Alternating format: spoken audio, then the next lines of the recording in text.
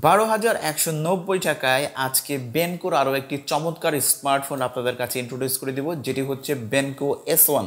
তো আমার হাতে দেখতে পাচ্ছেন বেনকোর একদম ব্র্যান্ড নিউ ডিভাইস, এবং আজকে শেয়ার করবে এটার মধ্যে কী কী রয়েছে, স্পেশাল যে দিকগুলো রয়েছে।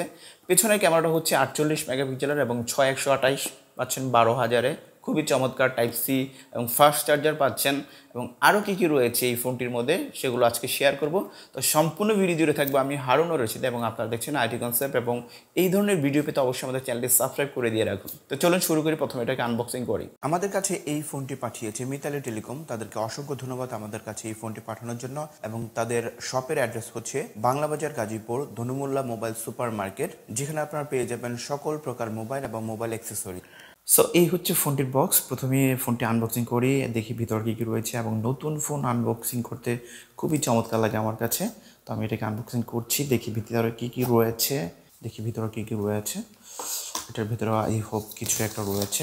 এখানে দেখতে পাচ্ছি সিম এজেক্টর পিন এবং ডকুমেন্টেশন রয়েছে, এবং একটি ক্যাচিং রয়েছে। সো একটি 18 ওয়াটের ফাস্ট চার্জার পেয়ে যাবেন, এবং বক্সের সাথে সাথে একটি হেডফোন পেয়ে যাচ্ছেন। খুবই চমৎকার, আসলে এখন কিন্তু হেডফোন দিতেই চায় না। Okay fine. সো ফোনটি আমরা একটু বের করি। ওয়াও, এই হচ্ছে ফোনটির পেছনের ডিজাইন, দেখতে পাচ্ছেন খুবই চমৎকার লাগতেছে। আসলে দেখে মনেই হচ্ছে না যে একটি 12,000 টাকার ফোন।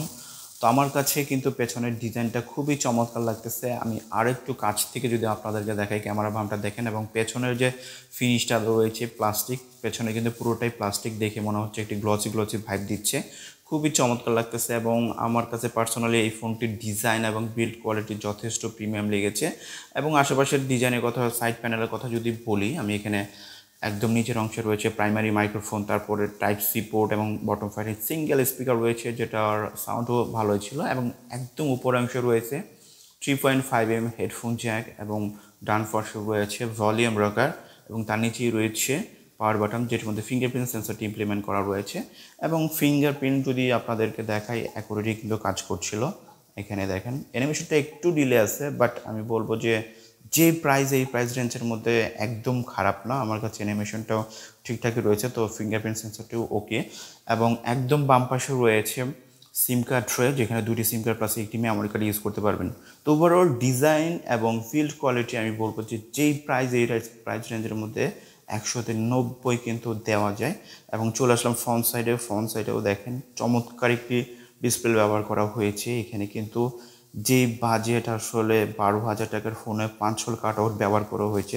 অসম, এটা আমার কাছে খুবই চমৎকার লেগেছে। এবং যে ডিসপ্লেটা ব্যবহার করা হয়েছে এইচডি প্লাস ডিসপ্লে ব্যবহার করা হয়েছে। এখানে ফুল এইচডি আসলে এক্সপেক্ট করা ঠিক হবে না, যেহেতু 12,000 টাকা, এবং ডিসপ্লেটাও অনেক বড়।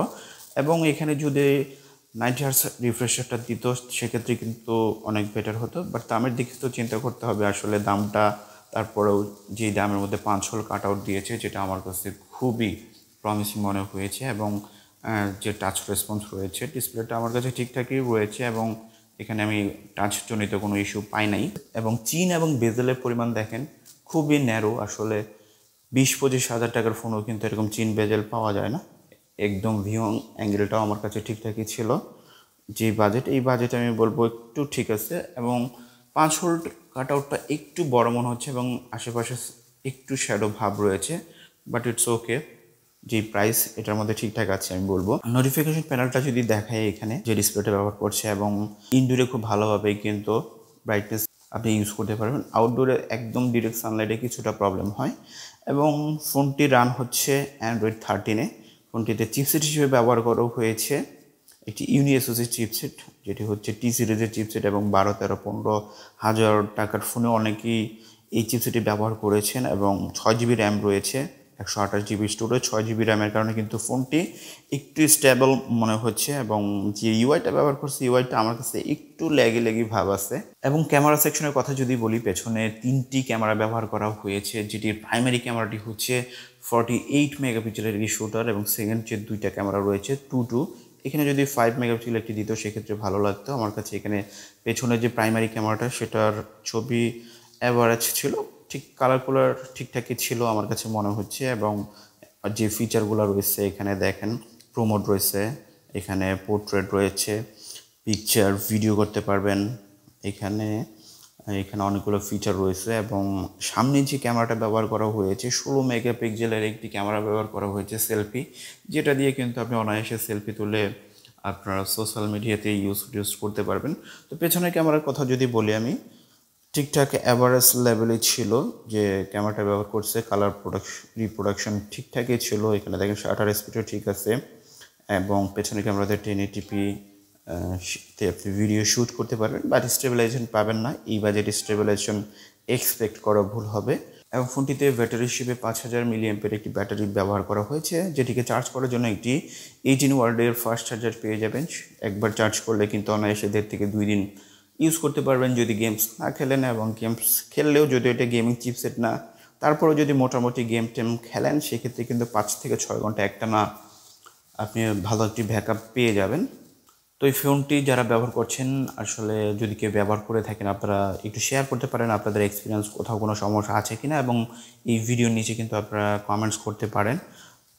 তো আমার কাছে টাচ রেসপন্স কিছুটা লেগে ভাব মনে হচ্ছে। যদি 90 হার্টসের ডিসপ্লেটা থাকতো সেক্ষেত্রে কিন্তু আরেকটু টাচ রেসপন্স ভালো পেতাম আমার মনে হতো।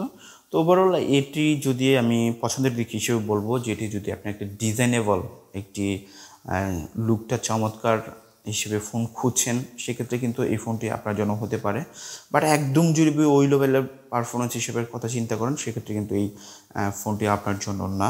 তো ওভারঅল ফোনটি কেমন লেগেছে আপনারা একটু কমেন্টস করে জানাতে পারেন যে কেমন লেগেছে।